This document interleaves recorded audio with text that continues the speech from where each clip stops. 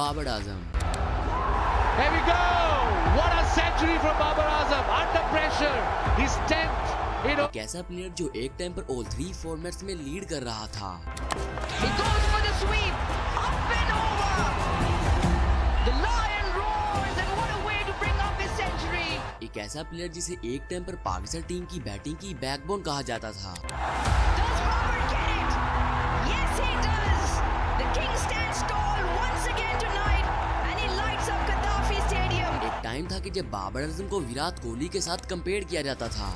एक टाइम था कि जब पाकिस्तानी फैंस ये कहा करते थे कि बाबर आजम दुनिया के तमाम बैटर्स को पीछे छोड़कर आगे निकल जाएगा। Best ODI batsman and what a knock! Take a bow, Babar Azam. He's cracked a great 100 here. आज के टाइम पर बाबर के अपने फैंस ही इसके हेटर बन चुके हैं। आज तेरी T20 की जगह नहीं बढ़नी, तू वापस लौट जा, वापस लौट जा।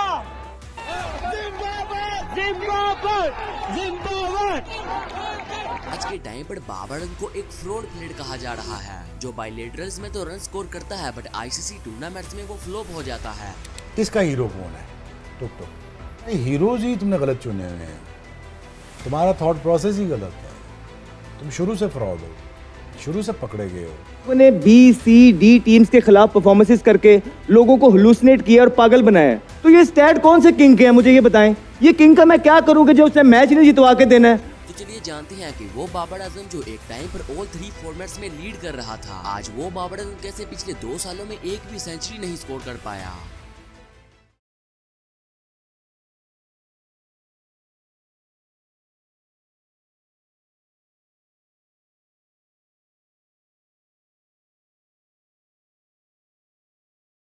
अच्छा तो यार बहुत से लोग चैनल को सब्सक्राइब किए बगैर वीडियोस को देखते हैं, तो आप लोग से रिक्वेस्ट है कि प्लीज चैनल को दूसरे सब्सक्राइब कर दिया करें ताकि हम लोग जल्दी से 5K सब्सक्राइबर का माइलस्टोन अचीव कर सकें। वीडियो को शुरू करने से पहले मैं आप लोग को बता दूं कि इस वीडियो को मैंने कुछ पार्ट्स में डिवाइड किया है। सबसे पहले हम लोग बाबर आजम की जर्नी की बात करेंगे, उसके बाद बाबर के एडाइस की बात करेंगे, देन हम लोग बाबर आजम के पॉजिटिव और नेगेटिव की बात करेंगे। तो आप लोग से रिक्वेस्ट है कि प्लीज वीडियो को शुरू से लेकर एंड तक देखना। 15 अक्टूबर 1994 बाबर आजम लाहौर में पैदा हुए। अब क्रिकेट का शौक तो बाबर आजम को तकरीबन पाकिस्तान के हर बच्चे की तरह बचपन से ही था और बाबर ने अपनी क्रिकेट जर्नी की शुरुआत गली क्रिकेट से ही की थी। बट बाबर में पाकिस्तान के लिए क्रिकेट खेलने का जुनून कुछ ज्यादा ही था। और होता भी क्यों ना, बाबर के चचा के उस वक्त 3 लड़के पाकिस्तान के लिए क्रिकेट खेलते थे और उमर अकमल और कामरान अकमल उस वक्त पाकिस्तान के लिए एक्टिव क्रिकेट खेल रहे थे। और जब बाबर आजम इनको टीवी पर क्रिकेट खेलता देखते तो इनका भी दिल करता कि वो भी अपने कजन्स की तरह पाकिस्तान को रिप्रेजेंट करें। बट इस चीज को पाने के लिए बाबर आजम के सामने एक बड़ी रुकावट थी। पाकिस्तान के तकरीबन बहुत से बच्चों की तरह बाबर आजम भी पैसों की कमी की वजह से प्रोफेशनल क्रिकेट में नहीं आ पा रहे थे। बट इनके फादर आजम सिद्दीकी ने इनकी ख्वाहिश को दबाया नहीं बल्कि इन्हें सपोर्ट किया और बाबर आजम ने अपनी माँ की सेविंग से अपना पहला हार्डबॉल का बैट परचेज किया। और इस बात की वैल्यू आप इस चीज से लगा लो कि ये वो दौर था कि जब बहुत से लड़के सिर्फ इसलिए आगे नहीं आ पा रहे थे कि उनके पास पैसे नहीं थे, और अगर उनके पास पैसे होते तो उन्हें घर वालों की सपोर्ट नहीं थी। बट बाबर के घर वाले अलग थे, उनके पास भले ही पैसे की कमी थी बट अपने फादर आजम सिद्दीकी की सपोर्ट उन्हें पूरी थी और ये सपोर्ट उनकी कामयाबी के लिए काफी थी। आजम सिद्दीकी कहते हैं कि वो बाबर आजम को एक पुरानी बाइक पर क्रिकेट क्लब ले जाते थे और जब बाबर आजम की बैटिंग आती तो वहीं आजम सिद्दीकी धूप में खड़े रहते,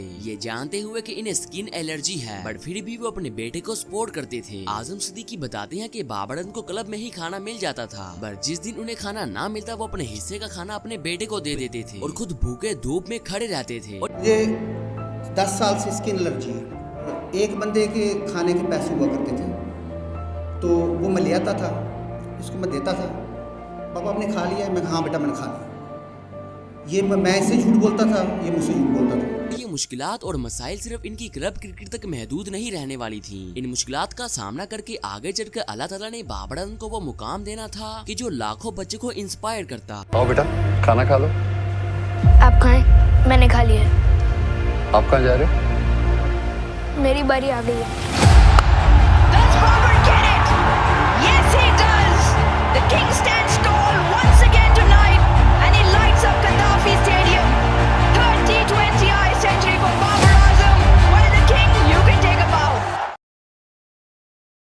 साल 2007 पाकिस्तान और साउथ अफ्रीका के दरमियान एक टेस्ट सीरीज हो रही थी और साउथ अफ्रीकन टीम पाकिस्तान आई थी और इस टेस्ट सीरीज का एक मैच लाहौर में खेला जा रहा था और कामरान अकमल की सिफारिश पर बाबर आजम को उस मैच के लिए बॉल पिकर रख लिया गया। उस वक्त बाबर आजम की एज सिर्फ 12 साल थी और जब बाबर इंटरनेशनल प्लेयर्स को अपनी आंखों के सामने खेलते देखते तो उनकी आंखों में एक चमक और भर जाती कि वो भी एक दिन पाकिस्तान के लिए क्रिकेट खेलेंगे। और इन प्लेयर्स में तो 2 प्लेयर्स इनके फेवरेट थे और वो उनको भी अपनी आंखों से देख रहे थे, जिनमें थे एक AB डिविलियर्स और दूसरे थे मोहम्मद यूसुफ। टेस्ट सीरीज के बाद ओडीआई सीरीज हुई और ओडीआई सीरीज के 5th ओडीआई मैच में जब बाबर आजम ने JB डोमनी का एक कैच पकड़ा तो फिर वो दिन बाबर आजम की जिंदगी का वो दिन था जहां से उनके सपने और उनकी मेहनत की असल कहानी शुरू होने वाली थी। खड़ा हूँ तो मैंने सिर्फ ऐसे आराम से कैच पकड़ा और मैंने ना फेंक दिया। तो वो उस दौरान मेरे ख्याल से विषम था, उसने थोड़े से वर्ड्स ये बोला था कि यार ये मुझे लगता है इसके कैच से कि ये कुछ ना कुछ बनेगा। इस मैच के बाद पीसीबी ने बाबर आजम को अंडर 15 के ट्रायल के लिए बुलाया। अब ट्रायल पर जाने के लिए बाबर आजम को जूतों की जरूरत थी, बट मसला ये था कि बाबर आजम के पास जूते थे ही नहीं और बाबर के फादर के पास इतने पैसे नहीं थे कि वो बाबर को न्यू शूज ले देते। तो कहा जाता है कि आजम साहब ने कामरान अकमल या फिर उमर अकमल से कहा कि बेटे के ट्रायल है, अगर एक दिन के लिए कामरान अकमल या फिर उमर अकमल के जूते मिल जाते तो बड़ी मेहरबानी होती, बट उन्होंने जूते देने से साफ साफ इनकार कर दिया। फर्स्ट टाइम अंडर 15 में सिलेक्ट हुआ तो मुझे शूज़ चाहिए थे, तो मैंने कहा मुझे शूज़ अगर आपके पास हैं तो उन्होंने भी मेरे पास नहीं। और उस दिन के बाद से ही बाबर ने अपने आप से एक वादा कर लिया कि अब से जो कुछ भी लेना है अपने दम पर लेना है। क्लब क्रिकेट में अपनी स्किल्स को पॉलिश करने के बाद बाबर आजम को अंडर 15 में भी सिलेक्ट कर लिया गया। अंडर 15 में अमेरिका के अगेंस्ट एक मैच में बाबर आजम ने 165 रन की एक शानदार बारी खेली और अंडर 15 में उनकी परफॉर्मेंस इतनी अच्छी थी कि उन्हें सिर्फ 15 साल की उम्र में ही अंडर 19 की स्क्वाड में शामिल कर लिया गया और अंडर 19 में भी बाबर की परफॉर्मेंस शानदार थी। 19 साल के लड़कों के दरमियान 15 साल का ये लड़का सबके दिल जीत रहा था और वेस्ट इंडीज के अगेंस्ट एक मैच में तो बाबर ने सेंचुरी भी स्कोर की एंड पाकिस्तान टीम का फाइनल हुआ ऑस्ट्रेलिया के साथ, बट पाकिस्तान टीम को ऑस्ट्रेलिया से फाइनल में हार का सामना करना पड़ा और बाबर का अंडर 19 वर्ल्ड कप की ट्रॉफी जीतने का सपना टूट गया। पर शायद बाबर का ट्रॉफी जीतने का सपना हमेशा सपना ही रहने वाला था। अंडर 19 और फिर डोमेस्टिक में शानदार परफॉर्मेंस करने के बाद बाबर आजम को पाकिस्तान टीम की स्क्वाड में शामिल करने का फैसला कर लिया गया और फिर 2015 में बाबर आजम ने जिम्बाब्वे के अगेंस्ट अपना ओडीआई डेब्यू किया और अपने पहले ही मैच में शानदार 50 रन बनाए। Very good innings indeed under some pressure. Wickets falling at the other end, needed to keep a calm head. इसी साल यानी नवंबर 2015 में यूनुस खान ने रिटायरमेंट का ऐलान कर दिया और इस दौरान पाकिस्तान टीम का बहुत ही बुरा हाल था और खास तौर पर पाकिस्तान टीम की बैटिंग और इस खराब परफॉर्मेंस की वजह से पाकिस्तान टीम रैंकिंग में 8th नंबर पर मौजूद थी। बहरहाल इसके बाद पाकिस्तान टीम की सीरीज हुई श्रीलंका के साथ और बाबर आजम को भी पाकिस्तान टीम की स्क्वाड में शामिल कर लिया गया। बाबर आजम को टेस्ट सीरीज में तो खेलने का मौका ना मिला, बट ओडीआई में बाबर आजम को चांस मिला और बाबर आजम ने 37 रन बनाए। इसके बाद भी आने वाली सीरीज में बाबर आजम की परफॉर्मेंस एवरेज ही थी और अभी तक बाबर का करियर इतना ज्यादा शाइन नहीं हुआ था, लेकिन फिर आई पाकिस्तान की वेस्ट इंडीज के साथ वो सीरीज जिसने बाबर की किस्मत बदल के रख दी। 2017 में पाकिस्तान की वेस्ट इंडीज के साथ ओडीआई, T20 और टेस्ट मैच की सीरीज हुई एंड टेस्ट में तो बाबर आजम का नाम नहीं आया, T20 में आया बट वो प्लेइंग 11 में अपनी जगह नहीं बना पाए, बट ओडीआई में बाबर की किस्मत बदलने वाली थी। 30 सितंबर 2016 सीरीज का पहला मैच खेला गया और मोहम्मद हाफिज की इंजरी की वजह से पिछली कुछ सीरीज में बाबर आजम एज अ 1 डाउन बैटर खेल रहे थे और बाबर को इस सीरीज में भी 1 डाउन बैटिंग करने का मौका मिला एंड बाबर ने इस मौके को अपने हाथ से जाने नहीं दिया एंड फर्स्ट ओडीआई मैच में ही 120 रन की शानदार बारी खेली। Hits it through the offside, his first international 100. Babar Azam. इस वक्त सबको ये एक आम सी सेंचुरी लग रही थी, बट फिर 2 अक्टूबर 2016 को सीरीज का सेकंड मैच खेला गया और बाबर ने इस मैच में भी सेंचुरी स्कोर कर दी। And there it is, second 100 in succession for Babar Azam. हद तो तब हुई जब सीरीज के थर्ड ओडीआई मैच यानी 15 अक्टूबर 2016 को बाबर ने एक और सेंचुरी स्कोर कर दी। And there it is, tremendous achievement. The second youngest to get 3 consecutive one-day international hundreds.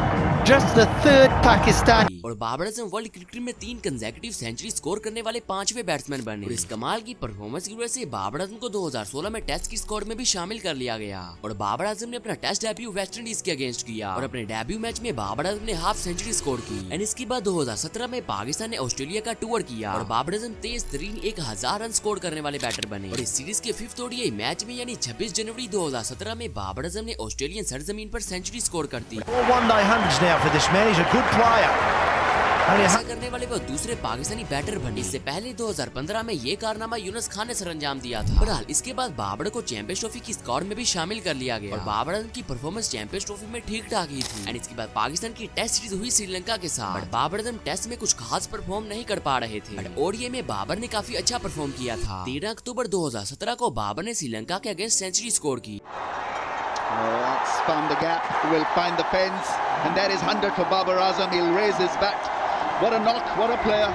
और वो तेज तरीन 7 सेंचुरी स्कोर करने वाले बैट्समैन बन गए। एंड 2017 में बाबर आजम ने 21 ओडीआई मैच में 872 रन बनाए, जिसमें 4 सेंचुरियां और 2 50 शामिल थी। और इस साल के एंड में बाबर आजम को प्लेयर ऑफ द ईयर का अवार्ड भी दिया गया था। 2018 में बाबर आजम ने 18 ओडीआई मैच में 509 रन बनाए थे और टेस्ट में 8 मैचेस में 702 रन बनाए और इनकी एवरेज 55.84 की थी। और ये बहुत ही अच्छा साइन था, क्योंकि इससे पहले बाबर आजम टेस्ट में फ्लो भी रहते थे, बट सरफराज अहमद ने इन्हें काफी बैक किया था। बट 2018 में बाबर ने असल धमाल तो T20 में मचाया था। बाबर ने 2018 में 12 मैचेस में 563 रन बनाए थे, वो भी 62 की एवरेज के साथ। और इसी साल बाबर आजम T20 रैंकिंग में नंबर 1 पोजीशन पर आए थे। इसके बाद बाबर आजम को पाकिस्तान टीम की एशिया कप की स्क्वाड में भी शामिल कर लिया गया। बट बाबर आजम की परफॉर्मेंस इस एशिया कप में काफी एवरेज थी। बट अगर बाबर आजम को वर्ल्ड क्रिकेट में शाइन होना था तो इन्हें किसी बड़े टूर्नामेंट में पाकिस्तान टीम को मैच जितवाना था। और शायद ये मौका बाबर आजम को 2019 के ओडीआई वर्ल्ड कप में मिलने वाला था। 2019 के ओडीआई वर्ल्ड कप में बाबर आजम ने अपनी बैटिंग से धूम मचा दी थी। बाबर आजम ने इस टूर्नामेंट में 474 रन बनाए थे, जिसमें बाबर ने 350 स्कोर की थी और न्यूजीलैंड के अगेंस्ट अपनी पहली ओडीआई वर्ल्ड कप की सेंचुरी बनाई थी। Here we go! What a century from Babar Azam under pressure. He's 10th in ODI. Babar ने तो इस टूर्नामेंट में काफी अच्छा परफॉर्म किया था, बट ओवरऑल पाकिस्तान टीम की परफॉर्मेंस काफी खराब थी एंड इसीलिए पाकिस्तान टीम ग्रुप स्टेज से ही बाहर हो गई। बहरहाल 2019 में बाबर आजम ने 20 ओडीआई मैच खेले थे, जिसमें उन्होंने 1090 रन बनाए, इनकी एवरेज 66 की थी। और टेस्ट में बाबर ने सिर्फ 6 मैच खेले और 616 रन बनाए और टेस्ट में भी बाबर की एवरेज 66 की थी। और T20 में बाबर की फॉर्म काफी शानदार थी। बाबर ने इस साल ज्यादातर सेंचुरी सीना कंट्री के अगेंस्ट बनाई थी। बट हाईलाइट करने वाली बात यह है कि बाबर ने इस साल मैच विनिंग नॉक खेली थी और जब बाबर 50 या सेंचुरी स्कोर करते तो पाकिस्तान के जीतने के चांसेस बढ़ जाते थे। और इसी साल ऑस्ट्रेलिया के अगेंस्ट गाबा में बाबर आजम ने सेंचुरी भी बनाई थी। Well, this should go all the way. A fine 100 for Babar Azam, his second Test century. And it means so much. और इस वेन्यू में सेंचुरी बनाना कोई आम बात नहीं थी, क्योंकि उस वक्त ऑस्ट्रेलियन बॉलर्स यानी मिचेल स्टार्क, पैट कमिंस और जोश हैजलवुड अपनी प्राइम फॉर्म में थे। बट बाबर ने अपनी क्लासिकल शॉट से सबको हैरान कर दिया था। पर शायद असल प्रॉब्लम 2019 के बाद से ही शुरू होने वाली थी। जब पाकिस्तान टीम 2019 के ओडीआई वर्ल्ड कप के बाद पाकिस्तान वापस आई तो सरफराज अहमद की कैप्टनसी खतरे में आ गई। पर फिर भी सरफराज अहमद को श्रीलंका के अगेंस्ट एक मौका दिया गया, पर पाकिस्तान श्रीलंका से व्हाइट वॉश हो गया, जिसके बाद सरफराज अहमद को पाकिस्तान टीम की कैप्टनसी से हटा दिया गया। और फिर बाबर आजम को पाकिस्तान टीम का व्हाइट बॉल और अजहर अली को पाकिस्तान टीम का रेड बॉल का कैप्टन बना दिया गया। और इसके बाद पाकिस्तान की बांग्लादेश के साथ T20 सीरीज हुई और पाकिस्तान ने ये सीरीज 2-0 से जीत ली। और इसके बाद बाबर आजम को पाकिस्तान टीम का ऑल फॉर्मेट का कैप्टन बना दिया गया। बाबर आजम की कैप्टनसी का आगाज तो काफी अच्छा हुआ था, वो एज अ प्लेयर भी काफी अच्छा परफॉर्म कर रहे थे और उनकी कैप्टनसी में भी कोई एरर नहीं दिख रहा था और वो पाकिस्तान को हिस्टोरिक सीरीज जितवा रहे थे। 2021 में पाकिस्तान ने साउथ अफ्रीका के अगेंस्ट एक हिस्टोरिक सीरीज जीती थी और बाबर ने भी इस सीरीज में काफी अच्छा परफॉर्म किया था। पर इसके बाद शुरुआत हुई 2021 के T20 वर्ल्ड कप की और ये बाबर आजम का as a captain first tournament था और लोगों से बाबर आजम को काफी उम्मीदें भी थी, क्योंकि टीम बाबर के अंडर पिछले कुछ टाइम में काफी अच्छा परफॉर्म कर रही थी। और बहुत सी कंट्रोवर्सीज के बाद पाकिस्तान टीम का वर्ल्ड कप के लिए स्काउट अनाउंस हुआ। अब ये कंट्रोवर्सीज क्या थी, इस हवाले से मैंने डिटेल में वीडियो बना रखी है। अगर आप लोग देखना चाहते हैं तो इसका लिंक आपको डिस्क्रिप्शन या फिर एंड स्क्रीन पर देखने को मिल जाएगा। बहरहाल पाकिस्तान टीम ने इस वर्ल्ड कप में अपना पहला मैच इंडिया के अगेंस्ट खेला और बाबर आजम ने टॉस जीतकर पहले बॉलिंग करने का फैसला किया और पाकिस्तानी बॉलर्स ने काफी लाजवाब बॉलिंग की, स्पेशली शाहीन शाह अफरीदी ने।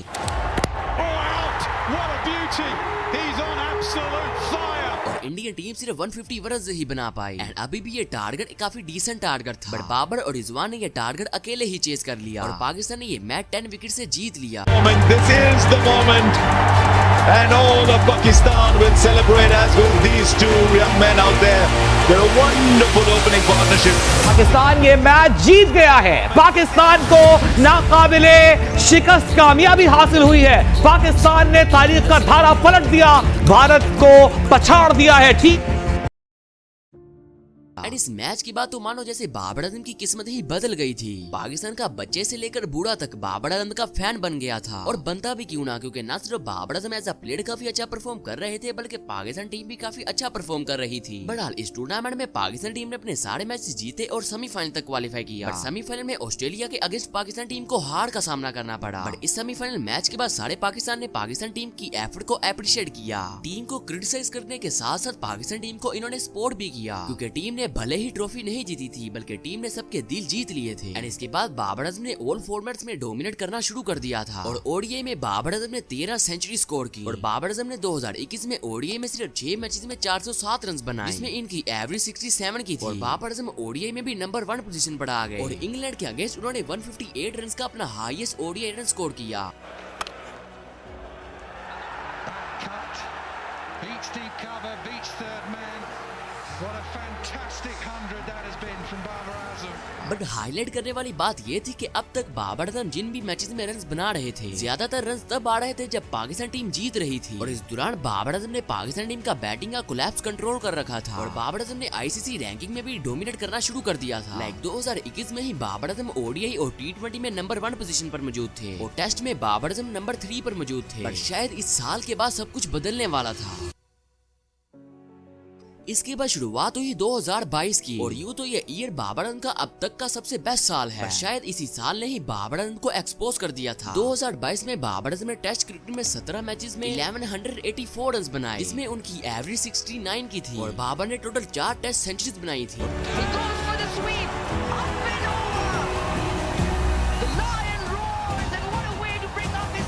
वो भी तब जब पाकिस्तान को इसकी नीड थी। लाइक श्रीलंका के अगेंस्ट बाबर आजम की वो सेंचुरी, जब पाकिस्तान के 87 पर 7 बैटर्स आउट हो चुके थे, तब बाबर ने न सिर्फ पाकिस्तान की बैटिंग लाइनअप का कोलैप्स कंट्रोल किया, बल्कि एक शानदार सेंचुरी बनाई। Yes, that's 100. A 7th 100 for Babar Azam. Brilliant knock. इसके अलावा ओडीआई में बाबर आजम ने 9 मैच खेले और 679 रन बनाए, और बाबर आजम की एवरेज 84 की थी, और ओडीआई में बाबर ने 3 सेंचुरीज बनाई थी। Now you can celebrate Babar.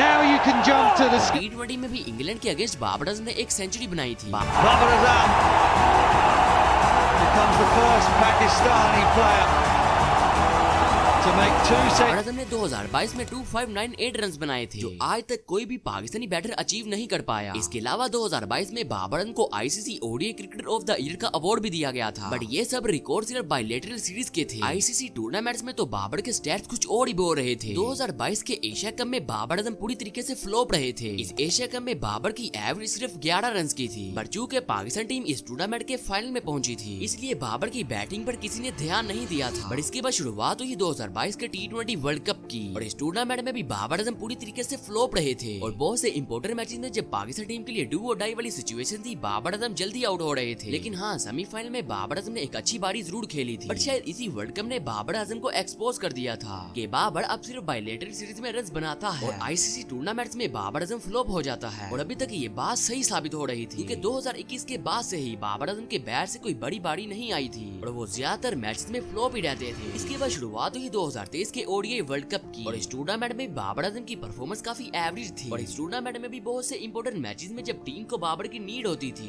Babar Azam flop हो जाते थे, एंड पाकिस्तान टीम इस टूर्नामेंट में ग्रुप स्टेज से ही बाहर हो गई। और जब पाकिस्तान टीम वापस आई तो बाबर आजम ने पाकिस्तान टीम की कैप्टनसी से रिजाइन कर दिया, और शाहीन शाह अफरीदी को पाकिस्तान टीम का न्यू कैप्टन बना दिया गया। एंड ये बाबर आजम के पास अभी ये काफी सही टाइम था कि उनकी बैटिंग में जो एरर्स थे वो इन्हें फिक्स करते, क्योंकि 2021 में बाबर को काफी गलत कैप्टन बनाया गया था, क्योंकि उस दौरान बाबर की बैटिंग में काफी एरर्स थे जिन्हें वक्त के साथ साथ ठीक होना था। बट जब बाबर को कैप्टन बनाया गया तो बाबर ने अपनी बैटिंग पर फोकस कम कर दिया, और जब बाबर की कमजोरियां सबके सामने आने लगी तो बाबर की बैटिंग भी एक्सपोज होने लगी। एंड इसके बाद 2024 के साल का आगाज भी बाबर के लिए काफी अच्छा हुआ था। शाहीन शाह अफरीदी की कैप्टनसी में पाकिस्तान ने न्यूजीलैंड के साथ 5 टी20 मैच खेले थे, और इन 5 मैचेस में ही Babar Azam as a one man army ही परफॉर्म कर रहे थे, और बाबर का स्ट्राइक रेट भी 160 प्लस का रहता था। बट पाकिस्तानी फैंस को बाबर से एक शिकवा जरूर था कि वो मैच को फिनिश नहीं करते थे। थे, बट वो सबको सामने नजर आ रहा था कि इस सीरीज में बाबर के साथ कोई था ही नहीं। अगर बाबर के साथ कोई बैटर होता तो बाबर शायद मैच को भी फिनिश कर पाते। एंड अब तक सबको ये लग रहा था कि चीजें फिर से दोबारा से सही होने लगेंगी। लेकिन 2025 में जब मोहसिन नकवी को पाकिस्तान टीम का चेयरमैन बनाया गया तो उन्होंने नो वेड बाबर आजम को पाकिस्तान टीम का दोबारा से कैप्टन बना दिया और बाबर आजम ने भी कैप्टनसी कबूल कर ली, ये जानते हुए कि शाहीन शाह अफरीदी को सिर्फ एक सीरीज हुई है। बाबर को कैप्टनसी नहीं लेनी चाहिए थी, इन्हें शाहीन शाह अफरीदी को सपोर्ट करना चाहिए था। बहरहाल इसके बाद सीधा चलते हैं 2024 के T20 वर्ल्ड कप पर। पाकिस्तान टीम इस टूर्नामेंट में यूएसए से हारी और फिर इंडिया से पाकिस्तान से 120 बॉल पर 120 रन नहीं बने और टीम बहुत बुरे तरीके से इस टूर्नामेंट से बाहर हो गई। और इस वर्ल्ड कप के बाद बाबर ने एक बार फिर से कैप्टनसी से रिजाइन कर दिया और इन बार कैप्टनसी चेंजेस की वजह से बाबर आजम के पाकिस्तान प्लेयर्स के साथ ताल्लुकात भी काफी खराब हो गए थे, जिसकी वजह से वर्ल्ड कप में ग्रुपिंग जैसी चीजें भी सामने आई थी। बहरहाल इसके बाद साउथ अफ्रीका और ऑस्ट्रेलिया वाली सीरीज में बाबर आजम काफी अच्छे रिदम में नजर आए थे, बट आईसीसी टूर्नामेंट यानी चैंपियंस ट्रॉफी में बाबर आजम एक दफा फिर से फ्लॉप हो गए थे। एंड अब तक तो सबको ये समझ आ गया था कि बाबर आजम सिर्फ बायलेटरल सीरीज में स्कोर करते हैं और वो बड़े टूर्नामेंट्स में फ्लॉप हो जाते हैं। और 2022 के बाद से ही जब पाकिस्तान टीम को बाबर की नीड पड़ी थी, बाबर ने पाकिस्तान टीम को बीच राह में ही छोड़ दिया था।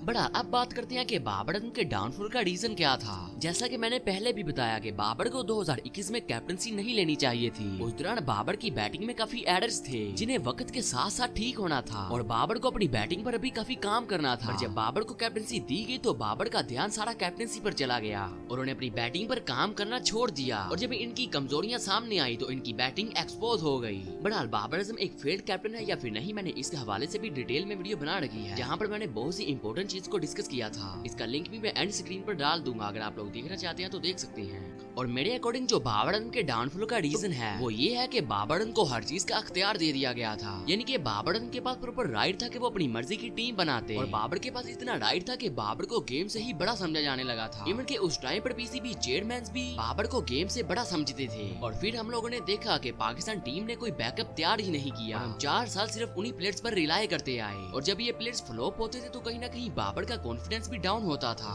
और एक और रीजन जो मुझे लगता है बाबर आजम के डाउनफॉल का, वो ये है कि बाबर आजम अपनी नेचुरल गेम को चेंज कर रहे हैं। लाइक इस वक्त बाबर आजम T20 स्काउट से ड्रॉप हैं और वो पूरी कोशिश कर रहे हैं कि वो पाकिस्तान की T20 टीम में वापस आ जाएं। बट T20 में वापस आने के लिए उन्हें अपना स्ट्राइक रेट काफी इंप्रूव करना पड़ेगा और काफी नई शॉट सीखनी पड़ेगी। बट प्रॉब्लम यही पड़ा रही है कि बाबर अपनी नेचुरल गेम को चेंज कर रहे हैं। देखो सिंपल सी बात है कि जब एक प्लेयर का डाउनफॉल आता है वो अपनी पास्ट की वीडियोस को देखता है या अपने पास्ट में जाता है कि वो पास्ट में क्या किया करता था और अब वो क्या कर रहा है। बट बाबर के केस में ऐसा है ही नहीं, वो अपने पास्ट में जा ही नहीं सकता और अपनी पास्ट की चीजों को सीख ही नहीं सकता क्योंकि उसे तो T20 में वापस आने के लिए न्यू शॉट सीखनी है। पास्ट में जाने की बजाय अपनी उन्हीं चीजों को इम्प्रूव करना है। बट प्रॉब्लम यही है ये चीजें 2021 में इम्प्रूव होने वाली थी, बट तब बाबर को पाकिस्तान के कैप्टनसी के झंझट में डाल दिया गया था। और अगर तब बाबर साथ साथ चीजें इम्प्रूव करता रहता तो आज ये प्रॉब्लम्स नहीं आती। आज 2025 में बाबर को ये सब कुछ दोबारा से चेंज ना करना पड़ता। अब बाबर के लिए दोबारा से अपने माइंडसेट को चेंज करना काफी मुश्किल होगा। लाइक 2021 में अगर बाबर अपनी एरर्स को तब ही फिक्स कर लेता तो वक्त के साथ साथ ये सब चीजें ठीक होती रहती। बाबर अपने पास्ट में नहीं जा रहा, वो अपनी पास्ट की चीजों को भुला रहा है और नई शॉट सीखने की कोशिश कर रहा है जो कि उसकी नेचुरल गेम को भी इफेक्ट कर रहा है।